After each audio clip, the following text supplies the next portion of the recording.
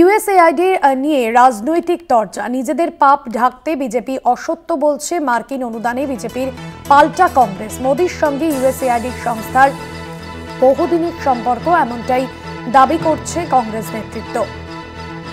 USAID নিয়ে রাজনৈতিক তরজা। নিজেদের পাপ ঢাকতে বিজেপি অসত্য বলছে, মার্কিন অনুদানে বিজেপির পাল্টা কংগ্রেস। মোদির সঙ্গে এই সংস্থার বহুদিনের সম্পর্ক, এমনটাই দাবি করছে কংগ্রেস নেতৃত্ব।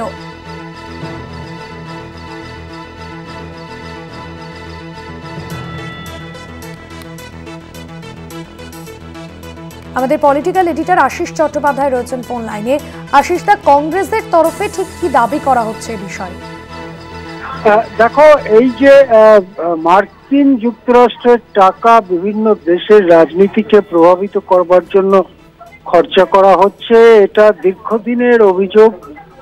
এবং এই টাকা এর আগেও ভারতের রাজনীতিতে নানানভাবে কাজ করেছে। সেটা মার্কিনই বড় বড় পদাধিকারীরাই তাদের পরে স্মৃতিচারণা ইত্যাদি লিখেছেন।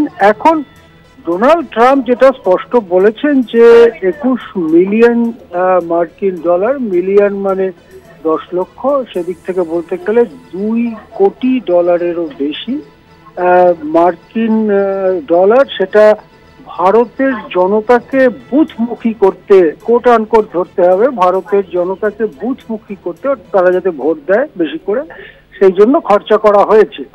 বিজেপি এটা নিয়ে খুবই তীব্র প্রতিক্রিয়া জানিয়েছে। গতকাল বিদেশ মন্ত্রকের মুখপাত্র রণধীর জয়সওয়ালও বলেছিলেন যে এটা ভারতের অভ্যন্তরীণ ব্যাপারে হস্তক্ষেপের শামিল এবং তদন্ত করা হচ্ছে।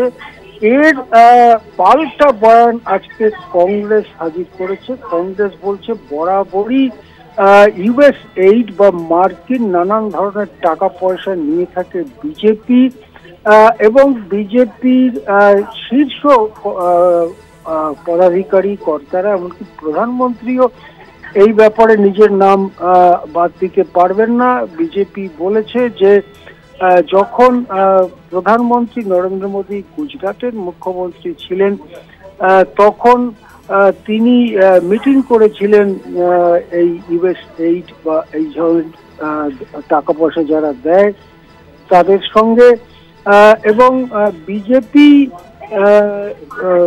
এই ধরনের টাকা অতীতেও নিয়েছে, এখনো নিচ্ছে।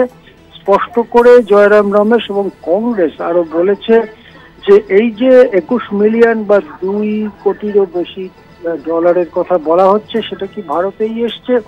কেননা একটি সংবাদ মাধ্যমে ইতিমধ্যেই বলা হয়েছে যে টাকাটা ভারতে নয়, গিয়েছে বাংলাদেশে। সুতরাং সব মিলিয়ে কংগ্রেস কিন্তু অত্যন্ত কড়া প্রতিক্রিয়া দিয়েছে, এবং কংগ্রেস যে কথাগুলো বলেছে, যেখানে নাম জড়িয়েছে খোদ নরেন্দ্র মোদীরও, সেই ব্যাপারে নিশ্চয়ই বিজেপির কোনো প্রতিক্রিয়া পাওয়া যাবে। এখন আমাদের অপেক্ষা করতে হবে যে বিজেপি বা কেন্দ্র এ সম্পর্কে কি কথা বলে তার জন্য। ধন্যবাদ আশিস দা।